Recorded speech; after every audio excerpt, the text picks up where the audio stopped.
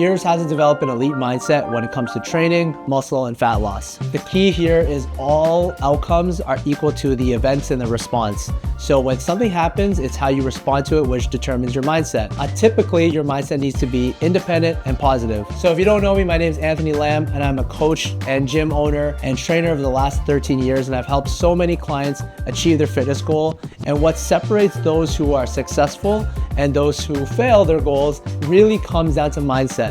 So today what I want to go over is the 10 most important things about mindset to get you to your goal. And now the big thing with this is that no one teaches you this in school. So if you want to achieve your goal, now that I'm telling you these things, it will kind of give you perspective on how you see an event and how you choose to respond to them. So I'm going to go over these next 10 things. And honestly, the last one is a big game changer. So make sure you stay to listen to all the way to the end. Every day, our mind has hundreds and thousands of unique thoughts and choices. So the first step before building your mindset is becoming aware of these thoughts and catching your default responses. Once you know these 10 things, it's really about shifting those default responses into a new default response. So it's not your fault you feel like you have a poor mindset. It's not something that's taught by your class or parents, but after what I say, you can choose to think in a way that supports your growth. But if you don't take my advice, then it will be your fault if you don't keep up with them. The first point, you see failure as a learning opportunity rather than something final. So this point is big because you might be doing everything correctly and sometimes the scale isn't moving or the progress photos aren't showing a big difference. So you might feel like, man, I'm not getting towards my goal. But actually what you can use this experience as is an insight on how you would do things better. So remember that failure and maybe feeling disappointed is just an opportunity to look deeper into yourself.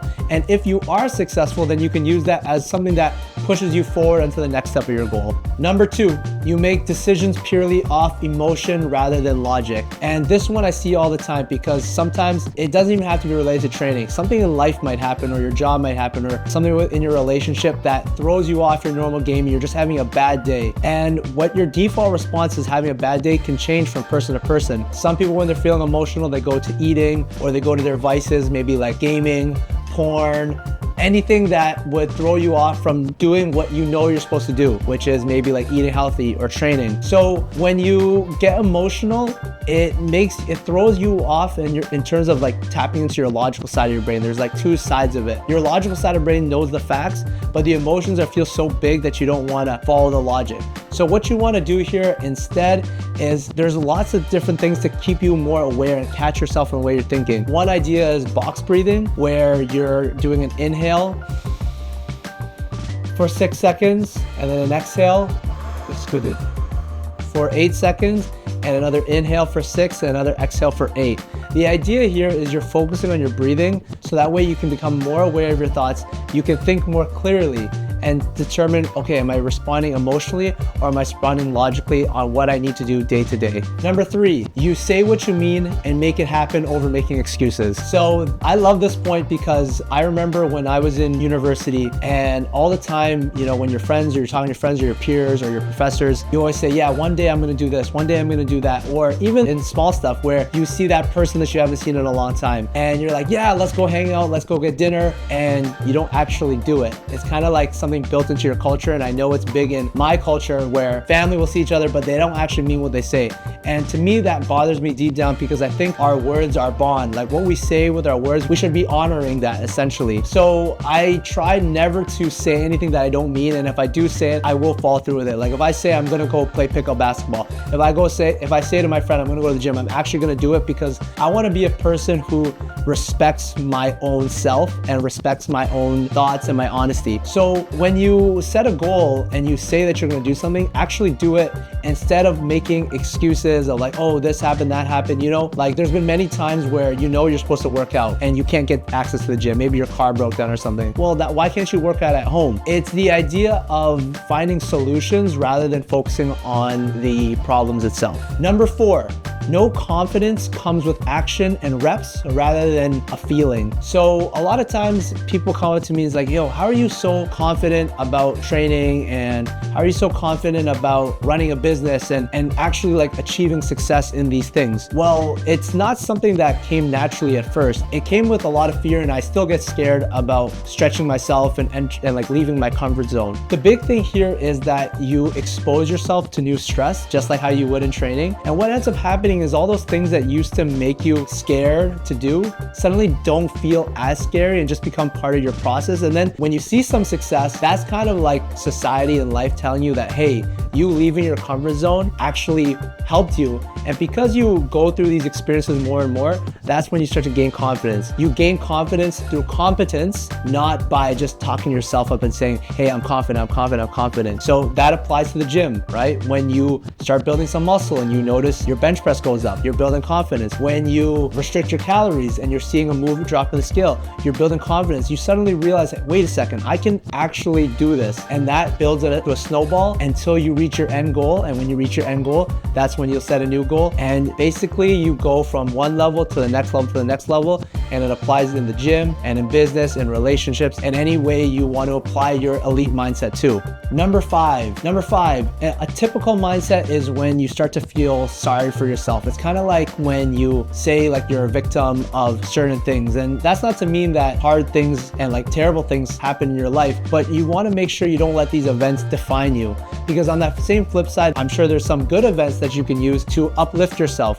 But the idea is that if you look too inwardly on that and you start labeling yourself, it ends up being a self-fulfilling prophecy in a way. Now, what you want to do instead, if you have an elite mindset, is you actually want to focus on things outside of you. Like think about like the people in your life, the people you love. Think about your world and your environment. See, when you focus on the things outside of you, you don't really have time to feel sorry for yourself. For example, for me, I wake up in the morning and I don't want to get out of bed because I'm feeling super tired.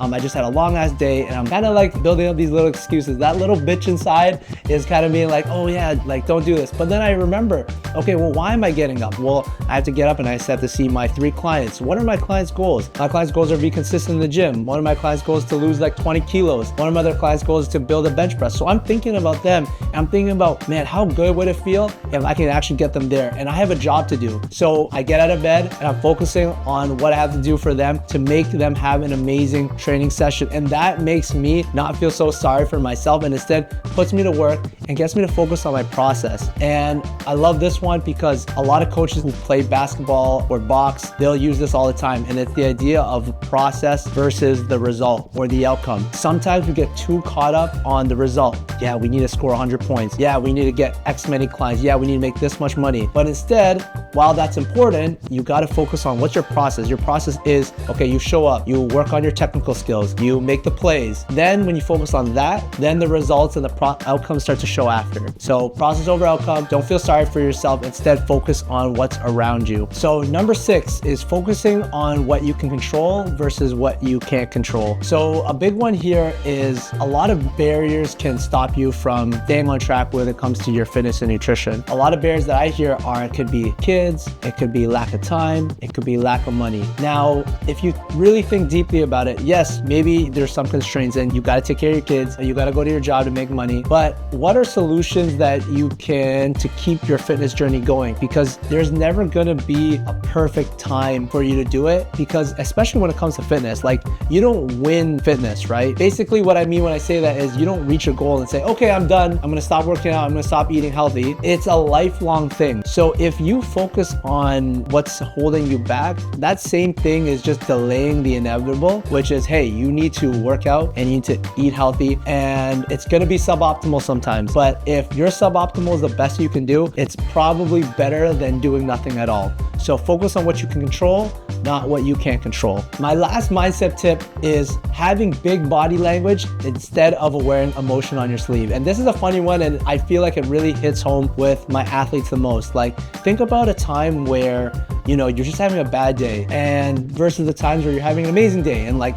things couldn't get better and you love your life, everything's good. A lot of times when you're having that upset day, you notice like your shoulders start to slump, your head starts to go forward, you're looking down a bit more, you're fidgeting more, versus when you're feeling great, your chest is up, your shoulders are back, you're walking tall, you're saying hi to people. That's what kind of big body language is. And I think having an elite mindset means being able to channel that energy to flip your day from bad to good, or at least bad to better. And especially, I say why this connects with young athletes and just athletes in general, is because if you're playing a sport and maybe you miss a few shots and you start thinking, man, how did I miss those shots? You start beating yourself up about it. Instead of, hey, like those shots are done in the past, now is more important. So I'm gonna try to make the best shot possible. So you gotta act big with your body language. If you get frustrated, it's not gonna help you perform better. And now how this can connect with fitness and nutrition is because when you're trying to transform your body, it's like a marathon. So you gotta keep going throughout this whole thing. So being able to flip on that switch of, I gotta put in the work today and I can't feel bad about myself, that's when that big body language comes into play. So now you know what you gotta do. See what's pushing you forward and what's holding you back. I don't think people have a perfect mindset all the time. And I know for myself personally, my emotions can get the best of me. I get angry, I get upset. But if you can catch yourself fast enough and calm down, these are the actual things that we can work on through training, through practice, and we call this mental performance. And it's what really separates the average from the elite. So if you want to learn more about fitness, training, and you enjoy that video, make sure you hit the like button, subscribe, and I'll see you in the next one.